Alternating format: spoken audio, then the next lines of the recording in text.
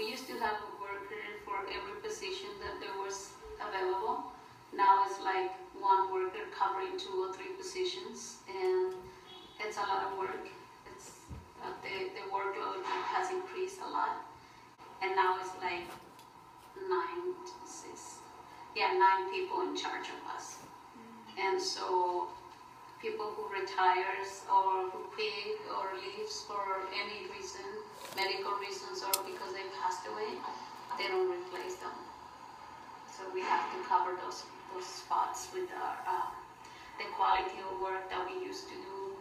Because of the workload that we have now, it's not the same dedication, it's not the same time that we spend cleaning one area, because we have to rush to move to a different area. And it affects the workers, and personally it affected me because rushing while you're working is dangerous. We have accidents and injuries at the workplace. And how have you seen the dorms change? How has that affected your job? Well, the dorms have changed because we have a higher quantity of students on board. It used to be like two students per room, and on the corners we used to have triples, like 3 people in there, or 3. Now it's like those are quads. There's 4 people in those small corners, and three people on the rooms, in the majority of the rooms. So it's like 3 times more students, so therefore it's more garbage to clean, it's more debris to pick up, it's more common areas that we have to go and check back before we go home to. We used to do it once a day, now it's twice a day. And on top of it, we have to make sure that everything is in shape for the students that we serve, because we do love what we do. I think if we have enough staff, that will help us a lot, because workers will not be rushing, and we're not going to be getting hurt and be out of work. So we can dedicate a specific time to specific assignments, because we don't have to rush, because my time is running and my other place is not being cleaned yet.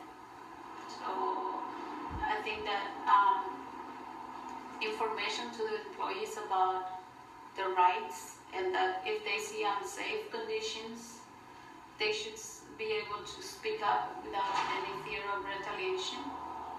And I think that can be improved, like telling them that it's okay to say no when they see something is dangerous or is going to be harmful for themselves or anybody else. UC-BERKELEY, yeah. UC-BERKELEY. How does it treat its low-income employees? I think that they know we're important, but they don't want to recognize it. It's hard for them to give us that place, and they just disregard what we do. And I think that in their minds, it's like we're replaceable, like we're disposable, that they can use us, and once our bodies are broken, they just can forget about us and bring the next one, or bring contractors, because we've seen that contractors are walking into our places too. And so that's another thing that has changed, and that's worrisome. For us who have dedicated our lives here, I think that we don't feel respected. We don't feel like they appreciate what we do. But our career, my job is a career. I had to learn how to take care of floors. I had to learn which chemicals I need to use for specific things. Not everybody can come in and just do what I do, because they need to learn how to do it. There's a specific chemicals for a specific type of floors. There's a specific machines for a specific types of surfaces. How do you feel about the way that Berkeley treats low-income workers here? How do you feel? Well, like I was saying, I feel that they don't respect us. We don't feel appreciated, and we feel like the morale is very low. We used to be like a big family, because we used to know each other, because we used to get together. And now it's like every department is separate. UC-BERKELEY doesn't do anything else for us. It's like we have children who go to college, but they don't offer us a scholarship for our children. They say, yeah, we have the blue and gold program, but we still have to come up with $9,000 up front. So I don't have $9,000, and it's 3 children. So I can't do that, not even for one. So we live paycheck by paycheck, and unfortunately, like I said before, my kids have to work to make it possible for them to continue getting an education. And working for the finest university in the world, not only in the country but in the world, we don't have anything. As workers here, we have to pay for parking, and it's not cheap. It's $100 for a parking spot, and it's not guaranteed either. Our unit actually, our supervisors and management, they're pretty good. It's just that the whole system is that our supervisors always talk to us about safety, about being safe and stuff, but when it comes to do the job and do what we need to do, and production, all the safety, all the recommendations are forgotten. So then that's when I stand up and say, hey, team, we talked about this morning. So, and that way I can push back. But in general, I think from my lowest levels of management, I feel that they respect me, but at the highest level, I don't feel the same way. I don't feel that connection with the university, even though I work for them. I used to be very proud and feel very proud of being here. But then through the years, seeing the things changing in a way that is very hostile, very, like, it got to be not healthy for workers to be here, because you always have to worry about what's going to happen tomorrow and what's going to happen next. And seeing some supervisors being very angry to the workers, it's not a healthy environment.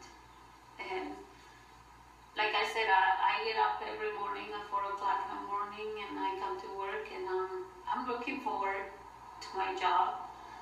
And at the end of the day, it's like I did what I'm supposed to do, and it's not like what I like to do. So it's kind of like a conflict, and then, like, I want to say beautiful things about it, but I can't say it because what I've done is that when I found that I had a union, I joined my union, and I've been very involved in the union because that's the only way that we can speak up and say, learning about our rights, about you as a worker have rights, you as a human being has rights, and you as a employee of the university, you also have rights. And yeah, there's rules and regulations and policies that UC makes, but it's also labor laws that the state of California applies to all of us. So we need to get to know those rights, and that way we can stand up for ourselves and fight for what is right. So I think that once I get involved in my union and get more information about what are the rights that we have as employees, I've been able to communicate that to my coworkers, and we all together can push back when there's an abusive supervisor, or when there's a situation that somebody's being mistreated in the workplace, or if there's any situation that something is dangerous. For your child? Well, first of all, I was following my husband because we were separated since when my baby was 3 months old. And I was 19 years old. So I grew up in an orphanage, and I had nothing but him and my baby. So when he left with the promise to come back, but it was like getting too long. So I wanted to be with him and with my child. So I followed him, and then we stayed here. So, and I also thought that it was, since we didn't have anything in Mexico, we can start from zero somewhere else, and we can build up a better life for him. And for him, who's him? My son. And then en todos los años que ha trabajado, in all the years that you have Por worked, su vida aquí, ahorita con la orden ejecutiva del presidente Obama, él pasó a tener su estatus de los Dreamers. So él es un Dreamer y él también está empleado aquí en la universidad y está estudiando en el college, Contra Costa College. Y mis otros 2 hijos son nacidos aquí y están. yeah, and I can relate to many of the things you said about like the workers, they don't get scholarships for their children, and still for parents to pay. And I'm in the same boat. Like I have my family and my mother and my father, my grandparents working the same, and it's just about getting their voices heard and like just helping them and their children and their families out. Mm-hmm. And then last thing, if you were to tell your son, you know, un consejo, ¿qué le dirías? Well, I always tell them that que educación es la única cosa buena que yo puedo darles y que se esfuercen.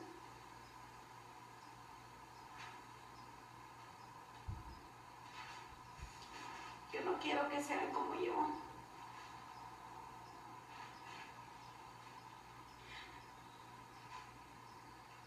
Yo les digo,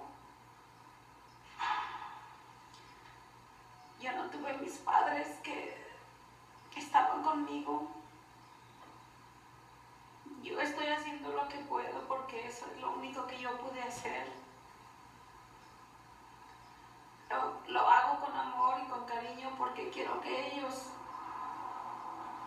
tengan mejor oportunidad. Que ellos pueden cambiar la cadena. Dicen que se sienten felices y afortunados porque tienen mucha familia. En eso somos ricos. Pero yo les digo, la educación es la base para que ustedes no tengan que pasar por todo lo que su madre está pasando, a su papá, porque él también trabaja aquí en Cal, en Food Service. Ellos tienen opciones, nosotros no tuvimos. Y que aprovechen. Porque eso es lo único que valga la pena. Que valga la pena todo, no sacrificio, sino el trabajo y la lucha que le pusimos y el amor que le pusimos a lo que estábamos haciendo. A pesar de todas las adversidades, de cero hemos levantado algo y hemos tratado de salir adelante. Ellos, que hagan todo con amor y que le echen ganas, porque sí se puede cambiar la vida. Uno mismo decide qué quiere para su vida. Puede haber muchos obstáculos, puede haber mucha gente que se pare enfrente de uno y quiere hacerlo sentir nada, o que son poca cosa. Uno tiene que quererse a sí mismo y saber lo que vale. Los trabajadores que tienen sus hijos, algunos de ellos han logrado traer sus hijos aquí. Y sí, miran cómo están los papás y todo, pero tiene uno que seguir. Tiene uno que... No venimos a este país para hacer carga pública, pero tenemos que decir con hechos y no palabras.